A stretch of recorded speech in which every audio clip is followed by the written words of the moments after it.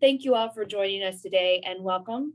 My name is Corinne Tomasi, and I am the Academic Programs Coordinator here at the UF Center for European Studies. For those of you that don't know, the UF Center is a Title VI National Resource Center, a Jean Monnet Center of Excellence, and is part of the JM in the US network of Jean Monnet Centers across the US. A few housekeeping rules as we begin today. Our discussion today is recorded and will be available on the UF-CES website, usually in about a week or two after today's discussion. And we will have a Q&A session following Dr. Mellis's comments. Participants can submit your questions through the Q&A button at the bottom of your screen. So rather than through the chat, if you can submit your questions through the Q&A function, my colleague and our executive director, Lisa Booth, will be moderating the Q&A following the presentation by Dr. Mellis. So thank you all for joining us today. The UF CES Career Speaker series is part of our professional development series, and our talk today is What Does Scholarship, Twitter, and Podcasts Have in Common? The talk is supported by the Department of Education Title VI National Resource Center, and we are also very delighted to be co-sponsoring today's event with the UF Department of History. To learn more about this series and other CES events, you can visit our website at ces.ufl.edu. Our speaker today is Dr. Joanna Mellis. Dr. Mellis graduated from UF in 2018 with the PhD in history. And she also is an alum, like we like to think, of the Center for European Studies, and is a FLAS fellow through the department, the Center for European Studies. So we are delighted to have her. She is an assistant professor of world history at Ursinus College outside of Philadelphia. She teaches courses in world and global history, European history, oral history, and memory studies, as well as sports history. Her research focuses on sport during the Cold War as a site of cooperation, focusing on the cooperative interactions between Hungarian athletes, Hungarian socialist sports leaders, and the International Olympic Committee. She has published articles in the Journal of Sport History and the Contemporary European History Journal. She is moreover co-host of the podcast End of Sport, where she and her sociologist co-host interview athletes, fellow academics, and journalists about all the ways that sport can be harmful. With that, I'm going to hand it over to Dr. Mellis. Okay, excellent. So thank you so much, Center for European Studies, for inviting me to talk, and especially to Lisa and Corinne for all of the sort of ideas about what I might be able to talk about, and also being very flexible about both the date, but also what I might be able to discuss, especially some of you may know there was an incident of harassment a few weeks ago that my co-host and I are sort of still reeling from and dealing with. And so the sort of focus of my talk has shifted a little bit in terms of adding a little bit at the end to discuss how that happened and sort of how to deal with it. But again, so thank you so much, CES. I really honestly could not have finished my PhD without the Center for European Studies just funding so much of my language study, allowing me to teach really amazing courses and then finish the dissertation, along with, of course, the Department of History, and CES really was just like such a home for me in so many ways. So it's really a thrill for me to be back and be able to talk about this today. Right, so I'm here to talk a little bit about how I try to connect my scholarship with work on Twitter and with podcasts. I have done a bit of public writing, a sort of collaborative public writing with mainly my podcast co-host, that if I have time, I'll try to talk about that today. But I'm really going to try to explain how I try. And I said try because it's something that I'm still figuring out, but sort of how I try to intersect these three areas of work in ways that are meaningful, somewhat manageable, because I'm still figuring out how to manage it, and also to sort of maximize all of these things. And I wanted to sort of show pictures of both of the podcasts on the right-hand side, but then also my Twitter. On the left, I wanted to show our negative review, because that's one way that we at the End of Sport handle trolls, is by trying to sort of increase our following and make fun of the bad reviews that we get on our podcast. So I just kind of thought that was funny to include. There we go. Okay, so the way that the talk is organized is I'll talk very briefly about my scholarship, although Corinne already gave a really great introduction for that. So I would just touch on that briefly, because sort of one of the main points of my talk is that I really I really base a lot of my public work in my research and my teaching expertise, and that is really the foundation of how I interact with people and how I expand my community on Twitter, on podcasts, and things like that. And then I will go into why I got into working on Twitter in the first place and in podcasting also, the benefits that I see of working through both venues, some of the downsides, but also sort of how, for those of you who may be thinking about or sort of still figuring out how to use one or the other, or even other venues that you might be using to engage the public with your work, some questions that might help you think about whether a certain venue is for you and kind of how you might go about doing it. And then with the time at the end, like I said, I will talk a little bit about dealing with harassment, because I feel like I would be really not doing my job if I didn't address it, and also talk about sort of the toll that it takes and the labor that's involved, but also, again, for better for worse, how that harassment sort of reinforces my reasons for engaging with the public online. So I'm going to go through some main messages first before I get into kind of the scholarship and public stuff.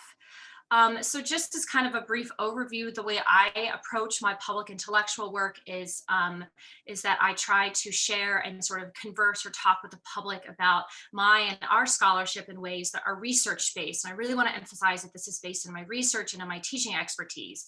And this is not based on, uninformed opinions. It's not based on reactions. Yes, we react to people, we respond, we do insert our opinions, but really the driving force is our research that we all have gained as a result of our intellectual, professional work, regardless of which stage that you are at in the process.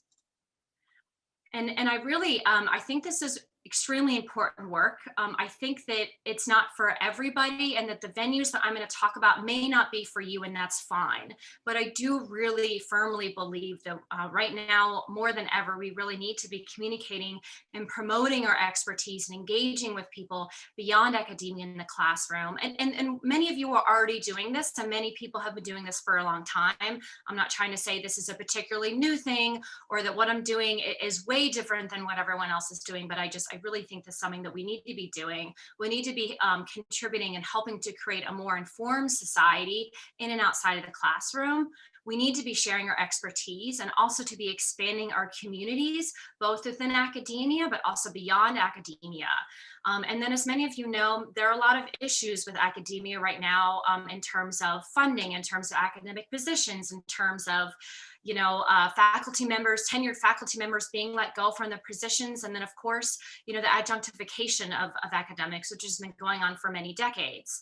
And so I really think that engaging with the public in terms of our scholarship, that can benefit and sort of improve the general conditions of academia to sort of demonstrate our value, which in turn can impact public perceptions of academia, because we all know that there's a huge culture war going on about sort of the role of academia, the role of higher education, and of experts such as ourselves, and the role of our expert opinion. And sort of informing what's going on, and sort of helping us be a society, a functioning society, whether you're in the US, whether you're in Europe, and really all over the world. This is a global issue right now. So as I mentioned earlier, I'm going to be explaining what I do and sort of how I approach it. I am very much still learning how to do this. And as the harassment incident showed a couple weeks ago, while I feel like I handled some aspects of it well, there are things that I'm still learning how to do. So this is not to say this is what everyone should do. Again, I have some expertise, but I don't claim to be the expert. And many of you may be doing things that really suit you and your strengths very well. And ultimately, I really want to emphasize too that you decide what you want to do. I know sometimes these talks can very much come off as like, this is exactly what you need to be doing. This is not what I'm saying. You ultimately decide what you want to do, and I'm hoping to help inform or help give you information that will help you decide what you want to do. And I think some things that really matter are sort of two things, is that it's really important to figure out what is the most effective way for you to insert your scholarship into public discussions. And again, do it in a way that suits your skills and really suits kind of your energy, your personality, who you are, and things like that. And then also developing a voice and a style that is authentic to you. And again, that's why I say this is what I do. This is not what everyone should be doing. And really finding a venue, finding a space that matches your strengths. I think that is what's going to benefit you the most and also be the most meaning and fulfilling to you. And then lastly, it's really important, this is what I'll talk about at the end, to recognize the limits of public discussion and debate, and also be prepared to sort of know how you might respond to the limits of public and discussion if something does arise. So in terms of my scholarship, as Corinne already said, my research is about sport and sporting cooperation during the Cold War, roughly from 1948 to 1989. And I do kind of a case study where I study the interactions between socialist Hungary and the International Olympic Committee during this time. And the groups that I study specifically, because I can't study all of the things between these dynamics. So specifically, I study the motivations, the interactions between Hungarian athletes who competed at the Olympic Games, and also who traveled abroad and competed internationally all over the world, and their interactions with communist sport officials who work for the communist state. And then the leadership of the International Olympic Committee, who historically have always, pretty much always come from the West, meaning Western Europe and the US. And I really see my work as sitting at the intersection, sort of at the fringes of a bunch of different fields. And that is Central Eastern European and Russian Soviet history, Cold War history, sport history, oral history, memory studies, and then increasingly, in part due to my public work, due to my work on Twitter and the podcast, international history, and as my podcast co-host would be very happy to hear, a little bit of sociology here and there. I'm not a sociologist, but I'm gradually incorporating more sociological work because of what I've learned from working with them and working with other people. Now, the reason why that I got into Twitter, and this will help me transition talking about Twitter, is that when I returned from doing research abroad or doing the bulk of my research abroad and I came back to Gainesville, I felt very isolated. And this is not unique to me at all. I think actually most graduate students feel really isolated when they're writing, in part because you've been sitting in classes with people and you've been developing the academic community for a couple years, and then you have boatloads of documents and oral histories and kind of what data sets or whatever it is you're using, and you're not really sure what to make of it. And because you do not have sort of scheduled meetings with multiple people every single week outside of maybe teaching duties, you don't necessarily have people in sort of set times for you to sit down and work through these ideas and this material with people. So I felt very isolated, and it took me a while to sort of figure out what my argument was, how to sift through my research, and also how to connect it to what other people were doing beyond what I was reading in terms of the literature that I was situating my work within. And so really what started me to get involved with Twitter was my partner who had been on Twitter for some time, who actually was involved with the podcast at that time due to his huge interest in basketball and professional basketball. And so he had told me, there are some people on Twitter who are sport historians. There's a really great sport history blog that's based in American history. And I really think it might be helpful if you kind of got to know them and follow what they're doing. So he was honestly the reason why I started Twitter in summer of 2015. And then from the beginning, because of the desire to develop community and the desire to figure out how to situate my research with what other people were doing, really the idea of developing community and in using my research to inform my engagement on Twitter, this is what really sparked me to kind of jump on that platform and figure out how to use it. So some things that I think can be really helpful to consider when you are thinking about what kinds of public scholarship or public intellectual work that you might do. So as I've said earlier, I think it's really important to think about which format of this work would suit your style, your expertise, your time, and the energy that you might have to do this, and other factors best. And this can be difficult when there can be a wide variety of things that you might do. And also, I know that Twitter especially can be very overwhelming. And I've heard this from friends that Twitter is overwhelming and it's anxiety inducing. So if that's the case for you, it may not work for you. And I totally recognize that. And I should say, because I started it 6 years ago, I guess it'll be 6 years ago this summer, Twitter was different back then than it is today. So it was less kind of driven by academia than it is today. And as I said, some questions to kind of think about. And this first question is one that I've been thinking about a lot over the last few weeks, is that what are you consenting to do by getting involved in doing public intellectual work? And I think this is really important to help clarify for ourselves. And so these are two answers that I came up with, really firmed these answers up for me over the last 2 weeks. And one is that at least I consent to sharing my work, to engaging in good faith conversations with others that are based in evidence. And I know that not everyone's going to use evidence and research when they're responding to me, but that is the standpoint that I am coming from. And of course, there are times where I extend beyond my research, that I extend beyond the evidence that I have. And those are, again, good faith conversations where I am learning from people. And I learn so much from other people on Twitter and other platforms. But again, this is sort of the basis from which I'm consenting to do this work. And I think it's really important to differentiate that consenting to that work versus not consenting to the second point, which is that public scholars are not consenting to being attacked, to being harassed. And a lot of people, in response to what happened the other week, said, what do you expect by doing this work? Of course, people are going to do this. And I actually don't think that that's the case. I was not inviting people to attack me personally, to harass me, to do some of the other things that I'm talking about later. Yes, you are opening yourself up to being critiqued, but to being critiqued in a respectful and in a good faith way, and not to being attacked and harassed. Also, and related to that, actually, what do forms of critique in different venues and spaces look like, and how can you identify them? And I think this is important too, because I have seen a variety of interactions on Twitter, especially where people think that because they're being critiqued, that the person critiquing them is automatically a troll, and that person will block them. And that's actually happened to me by a well-known scholar who, for reasons I'm not quite sure of, blocked me and blocked other people who are ranked lower than them. And so they were therefore asserting their power, their hierarchical academic power, in a way that some could consider abuse by blocking them. So I think discerning what a form of critique looks like in different venues and spaces is really important. And then also, what do you need to do to protect yourself and feel safe? Now, what happened to me, and I know I'm alluding to this a lot, and I'll get to it at the end if I have time, but I think it's important when you're starting to figure out what do you need to do to protect yourself, because you should be on guard about what it is that you're getting into and how people might potentially choose to respond to you. And I think going into it the way I did, which was not thinking about that, can sort of leave yourself to be naive and leave yourself to be to not be prepared.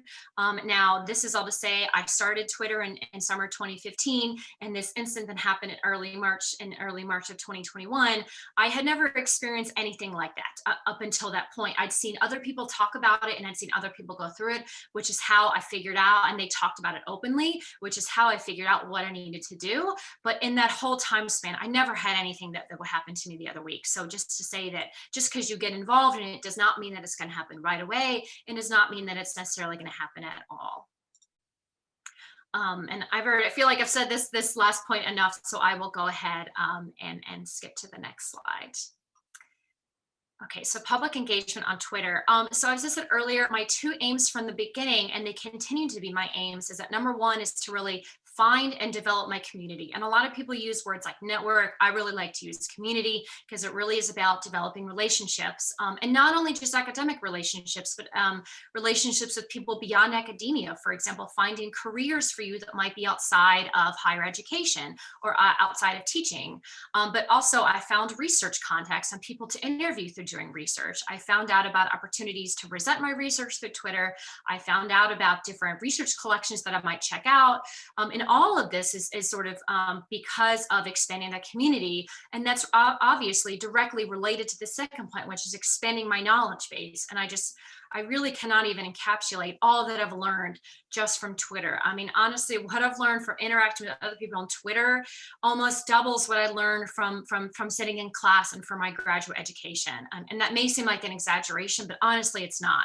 Just because there's so much information out there, there's so many really useful insights, whether it's teaching, research about life, about work-life balance, about what do healthy attitudes look like, all these things that I've really gained from working on Twitter. And I think this, the next point is important, especially within academia, which is very structured in a very hierarchical way.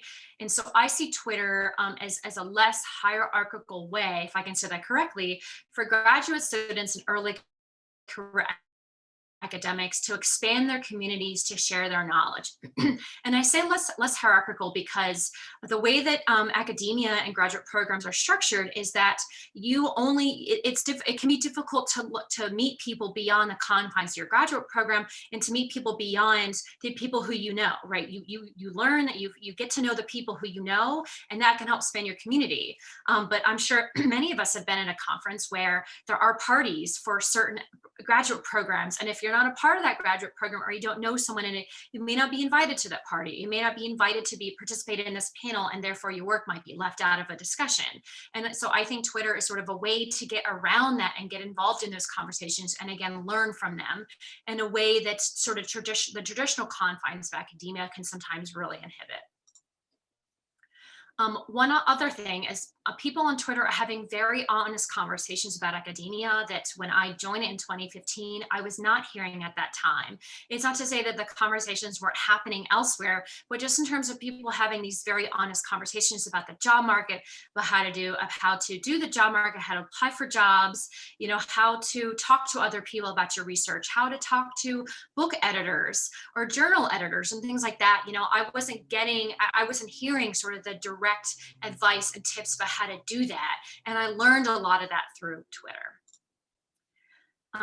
One important thing that I want to emphasize is that there are significant differences between writing academic work and tweeting and crafting tweets online.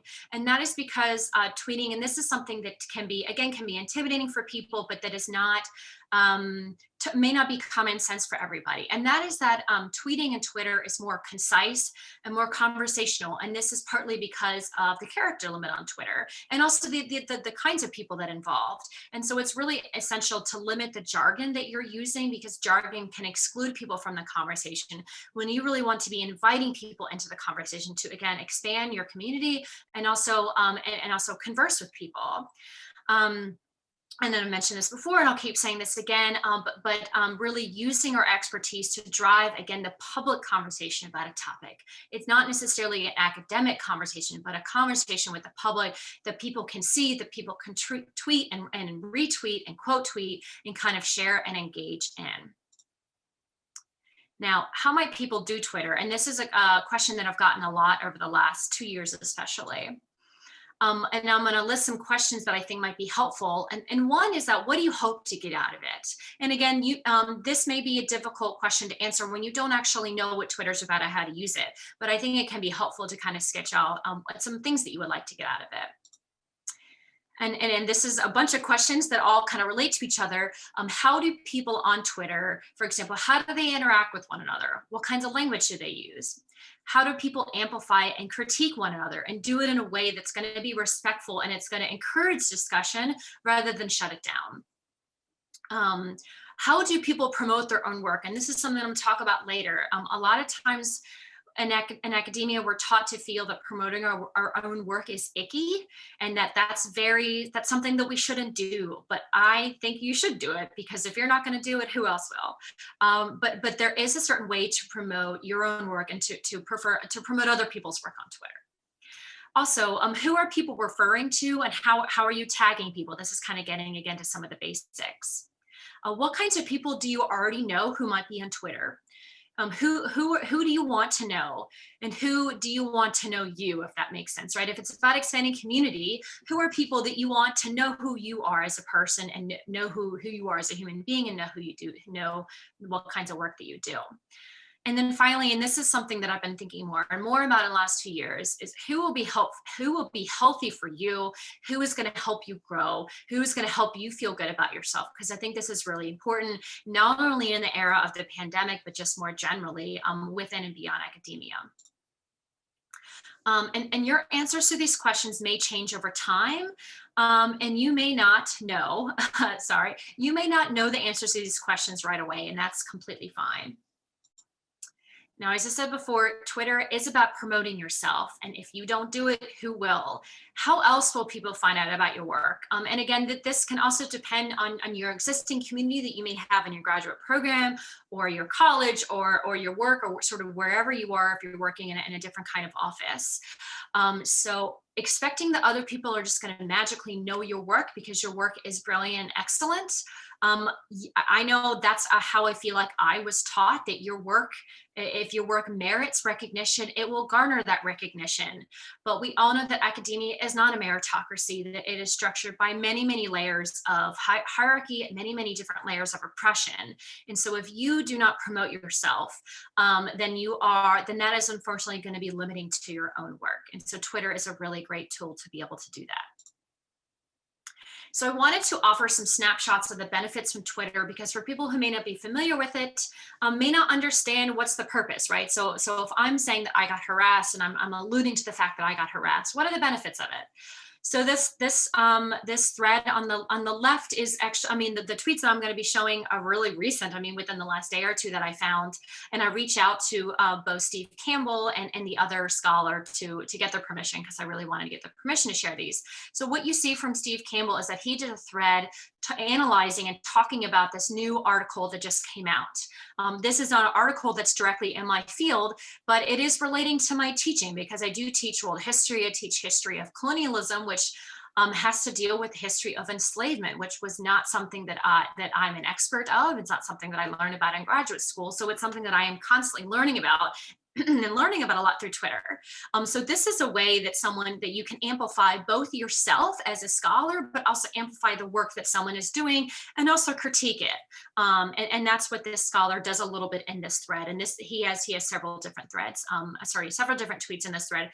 And as you can see, it got retweeted a lot. It got quote tweeted a lot. So, and I could have actually looked at the analytics to sort of see what the reach of this tweet was. And that's something you can do on Twitter. But again, just an example of what you might do. And that we see on our right here is an article that demonstrates the benefits of promoting your work. And this is focusing on Twitter especially. So you can Google this. This is an open access article that you can Google and you can read. But I think that this might be helpful to look at. Now, I really wanted to share this from Dr. Tiffany Florville. She's just an amazing person. I've never met her in real life, but she's an amazing person. She tweeted this out this morning. This is something she's been doing. And I just thought, who couldn't use more of this sentiment in their lives? Good morning. Have a lovely Tuesday. And remember that you are doing more than enough. This is a reminder that I needed to hear as I'm preparing for this presentation. So I just wanted to share it. Again, some of the benefits of using Twitter. Okay, so the Twitter, I'm going to explain how working on Twitter kind of led to my work with The End of Sport. So The End of Sport is a podcast where, as Corinne said, we interview a bunch of people to analyze how sports are and can be harmful to people. So we can sort of figure out, what can be done to make sport healthier, to make sport the way we want it to be. Now, I got involved through The End of Sport through Twitter. I knew one of the other co-hosts, which was Dr. Nathan Kalman-Lamb, who is a scholar at Duke University. I already knew him on Twitter. And so when they started the podcast and they started releasing episodes, I listened to the first one and I reached out to Nathan and I said, hey, I love your podcast. I really like the work that you're doing. I would love to be a guest. And so I pitched myself to be a guest on the podcast, which is something that you absolutely can and should do if there's something you're interested in doing. And really the aims of the podcast is to bridge academic perspectives and language with much more conversational discussions about sport and all the ways that sport are harmful, and do it in a way that's based in expertise and experience. So again, bridging academia and the public sphere. And because podcasts can be listened to anywhere and everywhere, they're a really effective way to reach broader publics. Now, there are two aims of my podcasting work, and that is, again, to explain my public work by expanding my community, my audience, through, as I've met many journalists, scholars, other fields, advocates, and just many, and of course, athletes and many other people. Now, there's been an immediate impact of The End of Sport on my public engagement on Twitter and beyond. And I see I'm kind of running out of time, so I'm not going to go into too many details, but there's been a huge expansion of my Twitter community. And as a podcast, we've had over 44,000 downloads of our episodes in less than a year. So that many people who are tuning in and at least listening to one episode. And lastly, it's work that I find invigorating. So to reiterate that point, to find work that suits you and suits your expertise and your style and the time that you have. This is work that I find invigorating, whereas for other people, it might not, and that's fine. So I'm going to be very brief here because, again, I see time is running out, but I do want to issue a content warning because I will be talking about how we experienced harassment and threats of violence and unfortunately sexual violence. Threats of sexual, I'm going to go into detail, but I at least will be referencing it. So I'm not going to actually provide an overview because, again, we're running out of time, and I also kind of would rather not rehash it and kind of relive that. So feel free to Google my name and Google the end of sport, and you will find plenty of articles, as it was unfortunately picked up by Yahoo Sports and USA Today. The Indy Star did a piece solely based on the comments that I sent them, which is not something that I was expecting. And that essentially led to not only to an ESPN sports personality harassing us, but then many people feeling who all identified as men, who all felt the need to get into my DMs and send me emails, again, threatening, harassing me, and some of them threatening physical and sexual violence to me, which is something that could happen if something that you're doing on Twitter, but really doing, usually with public pieces and other ways, that could get picked up by other people. Now, what I wanted to focus on, sort of how I responded and who I notified and discussed strategy with, et cetera, in the aftermath, because this is something that I learned from other people. And so I really just want to pass along that knowledge because I think it's really helpful. So first off, after talking with my podcast colleagues and talking with some friends and kind of gathering support on Twitter, which is something we did immediately after we found out what had happened, I contacted my department chair, the deans at my college, the people who work in college communications, who I already had a prior relationship with them. So they knew me and they knew my work. So I immediately told them what was happening and notified them about what was going on in case they were going to be receiving emails, threats, suggestions that I should be fired and things like that. And again, I knew all of this based on what other people had said about what happened to them and how they responded. Again, we contacted colleagues, amplified the fact that we were being harassed because we really thought that the more people that know about this, the better, right? We should highlight it. We should spotlight it. We should say that this is wrong and try to hold these people accountable. And then I also contacted a couple academic associations for statements of support, which several of them did. There was one, the AWSS, which actually reached out to me because they wanted to do a statement of support, which is absolutely amazing. But this was something that they learned about through us tweeting about it and talking about it on Twitter. In terms of what I did, I put my Twitter on private. I took my private information off the white pages, the website. I took my contact information off of my college website. So again, just really like narrowed the ways that people could get in touch with me and potentially amplify the harassment. So some brief conclusions, and then I will move to the Q&A, is that the harassment, and this is what happens, right, is that people harass you, people do this as a way to distract us from the really important research-based discussions that we were having. And that's absolutely what happened. And again, I'm happy to talk a little bit more about what happened in the Q&A. People can Google us, whatever, but that was the intent of what they were doing. And indeed, that is what they did for at least a little bit. I want to emphasize, we never consented to being harassed and threatened with violence. This is not something that any public scholar is doing, right? We are not consenting to do this, and I want to make that very clear. Now, there was significant labor involved in dealing with the harassment. And as I said earlier, all of this work is work. And I don't want to make that work invisible, right? I don't want to act like it doesn't exist because it is work. There was a lot, it took an emotional toll and trauma. It absolutely freaked me and my partner and my family out, something that we're still dealing with. I did step back a little bit from Twitter, not too much, but I did step back a little bit. And I didn't do it too much because I didn't want to do what the harassers wanted me to do, which was to be silent. That wasn't something that I was willing to do, even though a lot of the advice that I got was to stop tweeting, was to stop doing what was doing. And that was just simply something that I wasn't willing to do. I do want to say that the community surrounding us really helped us tremendously. As I and my podcast co-host, we didn't face this alone. And this goes back to the real purpose of being involved in this work, which is to expand your community, right? Is that enough, like people knew about this and we continue to notify people about it. So really, again, and I don't mean to say that the harassment was a good thing, but because we had developed that basis of support, that really helped us. And what was also key was maintaining close relations with my department chair or supervisor, my deans, college communications, because they are also essential to rallying support, because you do need institutional support. And I think that really helps. And it really, really helped me. Obviously, in case this hasn't become clear, the harassment really enforced my belief that we need to engage. We need to engage publicly, I forgot that word, in order to address and fight back against ill-informed issues, ill-informed opinions. And lastly, and this is something that I probably should have started off the presentation, is that I recognize my privilege here. I'm white, and I say that because my colleagues of color who have experienced harassment get it a lot worse because of their race-based identity. I also work with 2 white men, and I think that helped a lot as well. I'm also a tenure track faculty member. So, you know, some of the advice that I gave, if you're a graduate student and or a contingently employed academic, I would throw out some words of caution that I think you should think about sort of your position, your level of power, and what you feel comfortable with, and the impact of what your work might have. But again, to emphasize that this is why cultivating your community of support is really key, no matter what stage you are in. So that's the end of it. Sorry, I know I went a little bit over, but thank you so much for having me, and I am really happy to continue this conversation on Twitter if people would like. Thank you so much, Dr. Mellis. We appreciate everything you've said. And we do already have questions happening in the Q&A. So I will start with the first one. Do you feel like you really need to have thick skin to engage on Twitter?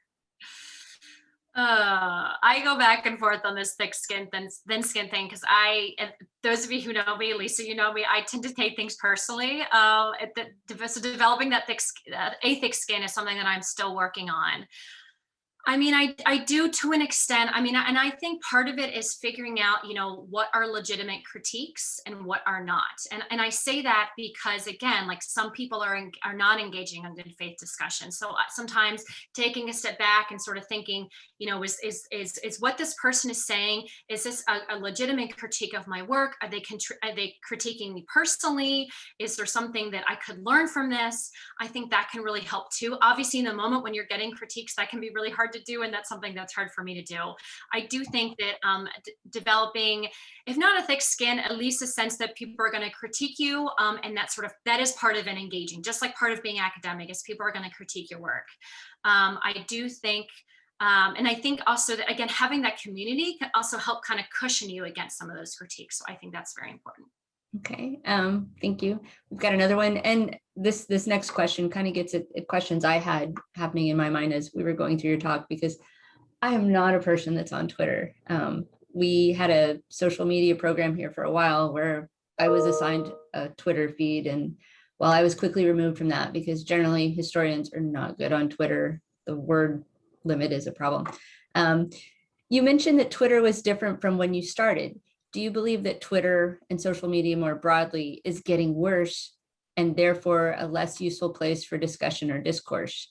And to kind of chime in on this one as well, it seems like that as social media platforms become more popular, it invites people that we're not used to engaging with, who engage obviously in different ways. So, but at the same time, you want to reach that community. So. I don't think I have a great answer for this. I mean, it is becoming more, I would say, I think it is becoming more challenging, which can be intimidating. Like, I know if I were a graduate student now, I probably would be intimidated. So, I mean, I think it depends on the platform too, right? I mean, like that's the thing, is the platforms are different. Like, in some ways, Instagram can be really great because there isn't quite as much back and forth. Like, there can be in the comments, but like, you have to scroll down to see comments. So that's something different. Facebook, I mean, I think I'm forgetting her name. Heather Richardson she does amazing work on Facebook. I mean, amazing. I don't think I could do what she does because that clearly takes up so much time, and she deserves to be paid for that work. I know a piece came out recently where she's like, I feel bad for people paying me for this. And I'm like, no, you're doing labor. You should be paid. Like, don't let the capitalist system suck more labor out of you that's unpaid. So I think part of it is figuring out how you might be able to use it best. How do I say? I mean, the thing about Twitter is that people like engage with you more if your Twitter following grows. So that's something else, is that if you're just starting, not many people may be actually seeing and interacting with your tweets, which, if the purpose is to expand your audience, that can be a struggle, but at the same time, that can sort of limit the amount of people that can critique your work. So it also kind of depends on your community. I do think that something like a podcast where people don't actually directly comment on the podcast. So that is kind of a different venue that people might use. It's not quite social media as a way to engage with people, although people can leave reviews. And as you saw in my first picture, they do. So that's kind of my non-answer answer. Do you, and this is a follow-up, and there's another question, but I will get to that one. Do you monitor like the new and upcoming social media? Like someone sent me an invitation to Clubhouse yesterday. Are you looking at new media as it comes out, or are you gonna stick with Twitter and the podcasting for now? I haven't checked out Clubhouse. I've seen it on some of the Facebook page, like lifestyle Facebook pages that I follow. I haven't checked it out, so I don't know. It's not that I'm not interested. I'm kind of tapped out of like what I'm involved in. But I'm sure that different mediums could be used really effectively. Okay. All right. So here's another one. I've got quite a few questions coming in. My personal strategy is, let me go back up. Do you recommend having a separate personal and professional Twitter? I think that depends on your level of comfort and kind of what you want to get out of it. I guess I blend the two. And it wasn't that way for a long time. For me, it was mainly professional, actually, up until probably a couple of years ago. I started putting in pictures of like my dog to kind of show that I'm like a human and I'm not just like an academic robot. So some people, and a lot of the really successful people like Dr. Kevin Gannon, who is like my hero. He's an amazing teacher. So he inserts a lot of pictures of his dogs who are adorable, and people will do pictures of their babies and stuff. So I think it kind of depends on what you want to share and what you want people to see, whether you want to do a separate versus personal versus professional. Okay. All right. So here's another one. Thanks, Joanna. My personal strategy is not to engage in debates, fights on Twitter, because I feel too old and jaded to do that. So I wasn't really engaging in the NASSSFB transphobia debate. Any suggestions for a relatively safe way of doing it? Well, first up, and this is going to kind of seem like a non-answer. I mean, obviously what a safe way is a little bit different for everybody. So I think that's kind of, again, figuring out what people feel safe and comfortable doing and kind of what the limits are for you and where that line is. And that isn't always clear to determine. Yeah, that was a really ugly debate. A transphobic woman in public. That was something else, is that there are Facebook walls for academic communities. And a lot of different people can join those academic communities. So this was an incident where there was a piece that was published on this, that was posted on this wall, that was posted uncritically, that was basically like the transphobic position on trans athletes in sports, which I don't think it should have been posted at all, but whatever. And that's an issue of like a moderator of that site. And then a very, very clearly transphobic woman posted all this stuff. So I would say if you don't feel comfortable or safe engaging, don't do it. Is there a safe way? I mean, I think it's, if you choose to not engage in those debates, that's fine. But I think also know that that can limit the extent to which you're engaging with the public. And if that's fine for you, then that's fine. And again, I think that can kind of be a good way to kind of limit those interactions and do it in a way that's safe, and maybe seek out other platforms. Like I think podcasting again is another way to kind of engage with people, but kind of shield yourself a little bit from engaging in those discussions. Okay. Wonderful to see you and to see that you have found your voice in the combination of Twitter and teaching. So there's two questions here. How has Twitter changed your teaching voice? And you speak of creating a community, but don't people also create false identities on social media sites? And has Twitter fed or flourished in the increasingly polarized acerbic language? Okay. Can you remind me what the first one was? Yes. How has Twitter changed your teaching voice?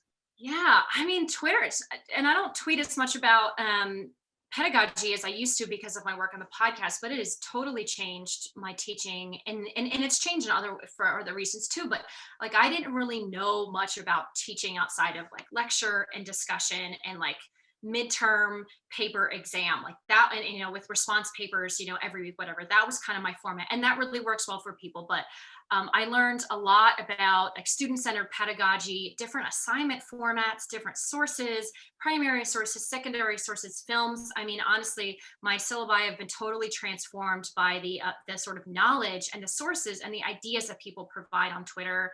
I went to like a world history, like one day teaching workshop that I never would have heard of if I hadn't been on Twitter. So I think that's something else, is that even if you don't necessarily engage, but if you follow a lot of accounts and simply retweet things, then you, even just following and retweeting, you still learn a lot without actually tweeting yourself or kind of responding to things. So actually, to go back to the safe question, that might be a safe way to at least learn from Twitter.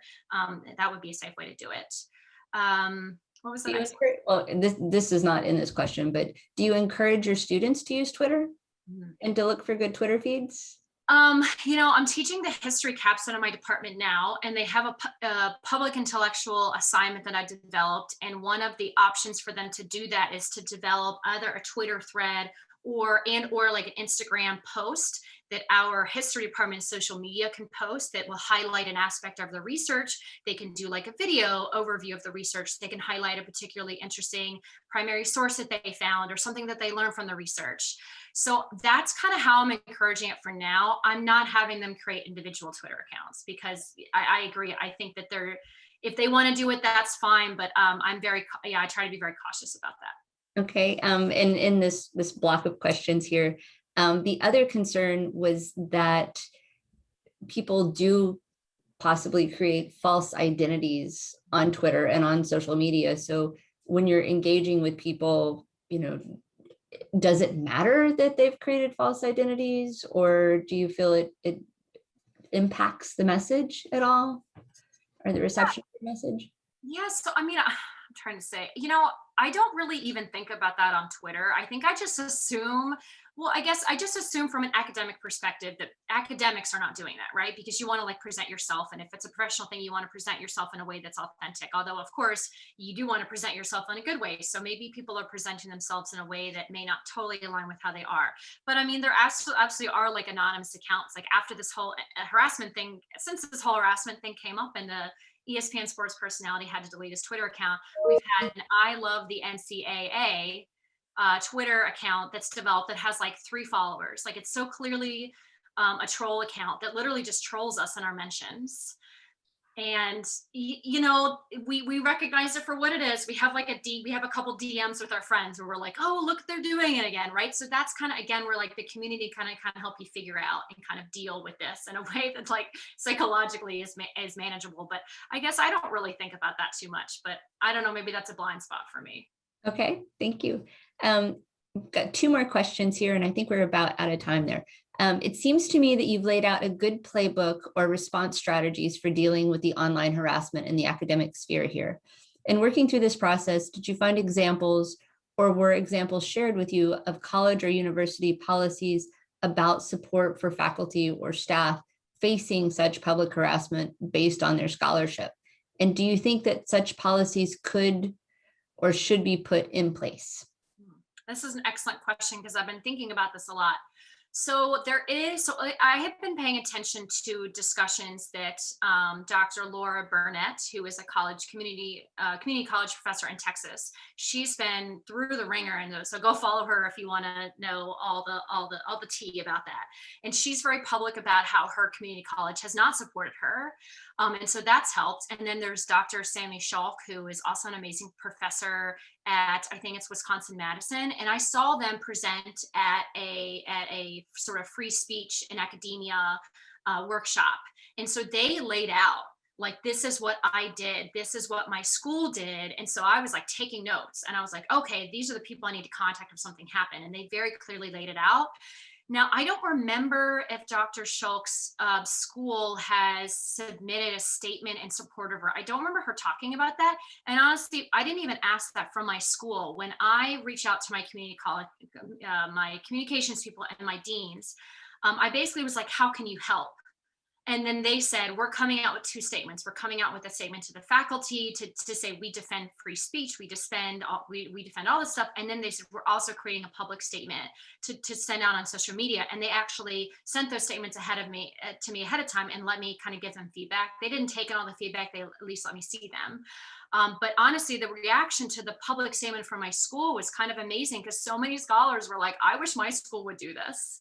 And even I did like a poll on Twitter last night to prepare for this talk that was like, are you in dialogue with your communications people at your schools about your research?